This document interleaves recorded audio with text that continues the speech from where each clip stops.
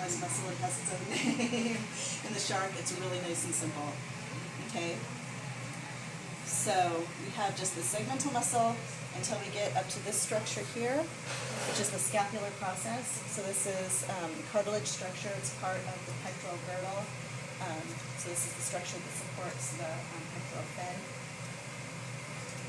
And then attached to the scapular process, we have this pectoral musculature. Again, really, really simple. There are exactly two muscles associated with the pectoral fin, a dorsal pectoral abductor and a ventral pectoral adductor. Again, when we get to the cat, you're going to really appreciate how simple the system is. It basically, the fin goes dorsally, it goes ventrally, it doesn't do anything else. Very nice and simple. Anterior to that, we start to get into this branchial region. Branchial, of course, refers to the gills. Just to orient you, here are those gill slits.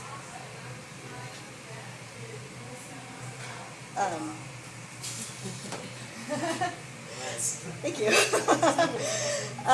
So your lab manual has a special name for the epaxial muscles in the branchial region. It calls them the upper branchials. It's basically all just the same epaxial muscle continuing all the way into the head. So think of it as just a continuous block that goes from the head to the tail. If I were to pin this in the lab practical of a branchial spine, epaxial spine, I want you to know that it's all kind of the same thing. Okay? Going just ventral to that, the next muscle we see is this sort of long triangular muscle here called the cucularis. The cucularis attaches to the connective tissue surrounding the epaxial muscle, and then also to the dorsal aspect of the gill chambers, and the function of it is to basically raise and expand the gill chamber. And then ventral to that, we start to get into the region of the gills themselves. All of this muscle surrounding the gills are the superficial dorsal branchial constrictors, one for each gill pouch, separated by these connective tissue rafes. And when these muscles contract, basically what they do is they squeeze that gill pouch to expel water. The anterior-most one is the specialized hyoid constrictor. So if you remember back to in lecture when I talked about the evolution of the jaws, the first branchial arch was modified to become the jaws themselves. The second one was modified to become this hyoid apparatus, which has a function in helping to support the jaws. We'll talk much more about that when we get to the cranial skeleton.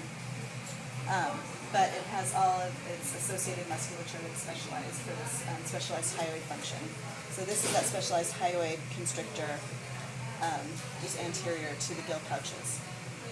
Now the hyoid constrictor is pretty much continuous with the next muscle anteriorly, so it's a little bit confusing. It's almost impossible to see any kind of separation between these muscles. But this muscle that's just posterior to this structure here, what's this? Spherical, exactly. This is called the levator hyamandibuli. Okay, so just posterior to the spherical. Sitting on top of this muscle, kind of running across it, is this nice big nerve. Anybody find that in their dissection? The hyomandibular nerve.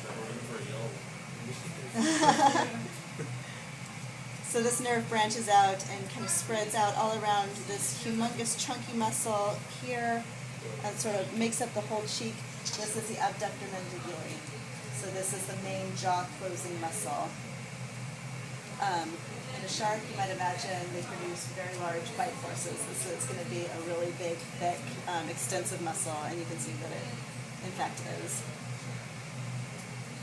Going anterior to the spherical, there are two little slips of muscles which you may or may not be able to separate out from each other in your dissection. Often they're really tightly adhered to each other. You can't really tell one from the other.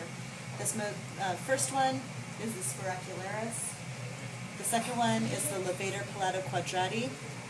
Both of these two muscles attach to the chondrocranium, so the cartilage skull of the shark, and then to the upper jaw, also called the palato-quadrate, and they both function to lift or stabilize the upper jaw. Okay? Ready to flip?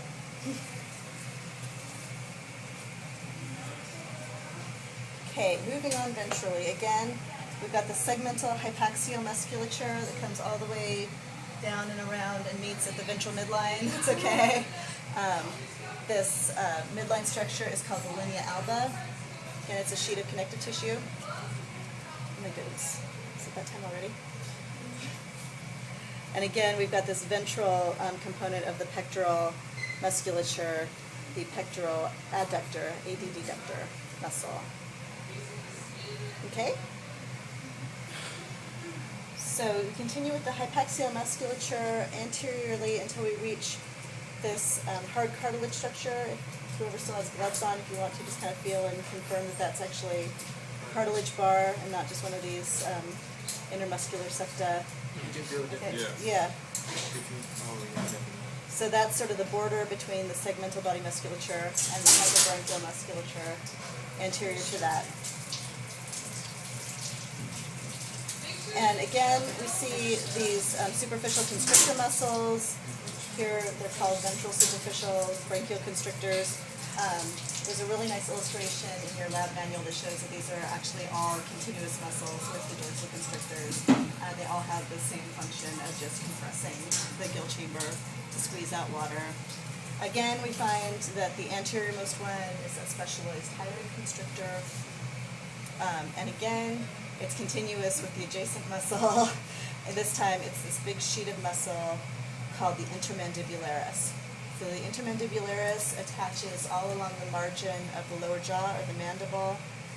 And when this sheet of muscle contracts, it basically lifts the floor of the mouth to compress the mouth cavity. Again, moving water either into or out of the mouth. All right. The other muscle that you can see superficially in this view are these muscles that are attached to this coracoid bar. These are coracoarcules. Coracoarcules.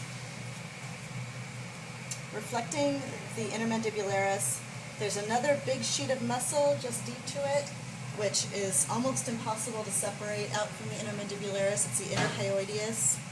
And again, it's another sheet of muscle. Instead of attaching along the mandible, it attaches all along the hyoid. Similar function though, just to flatten and lift the floor of the mouth.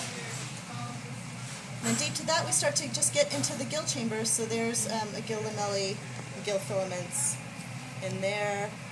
As we go toward the midline, the first structure we see is this long strap-like muscle. This is an unpaired muscle along the midline. This is called the coracomandibularis. So as you begin to learn these muscles and start to think about their attachment points and their actions, you'll find that in most cases, the name of the muscle actually tells you what the attachment points are. So in this case, attaching to the coracoid bar, the mandible or the lower jaw, coracomandibularis. Once you know the attachment points, you can pretty much infer the action. So attaching to the mandible in here, when that shortens, that's going to pull the jaw down. Yeah, it's a jaw opening muscle. Reflecting this back, pulling it way up here. Anterior here, just sort of below the jaw, is the thyroid gland.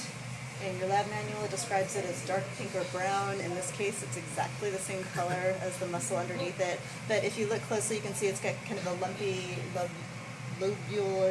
lobular texture, just kind of a thin sheet of kind of bumpy material sitting on top of the muscle. That's the thyroid gland.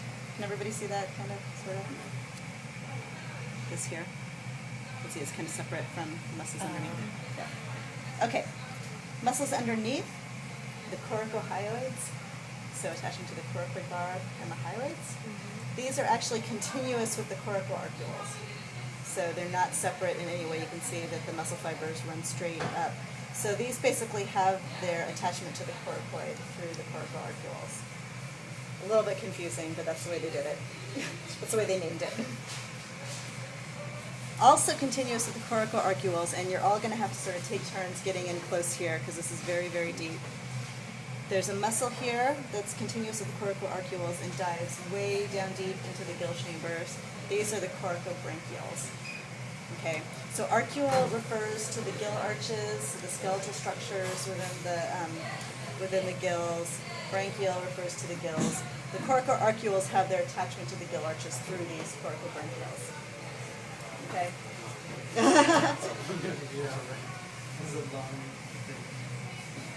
So, I mean, this should be all kind of described in your lab manual. You have other kind of ways to review this. But that's basically it. That's where we want you to be for this lab. Any questions? Do you want to come in and get a closer look? Okay.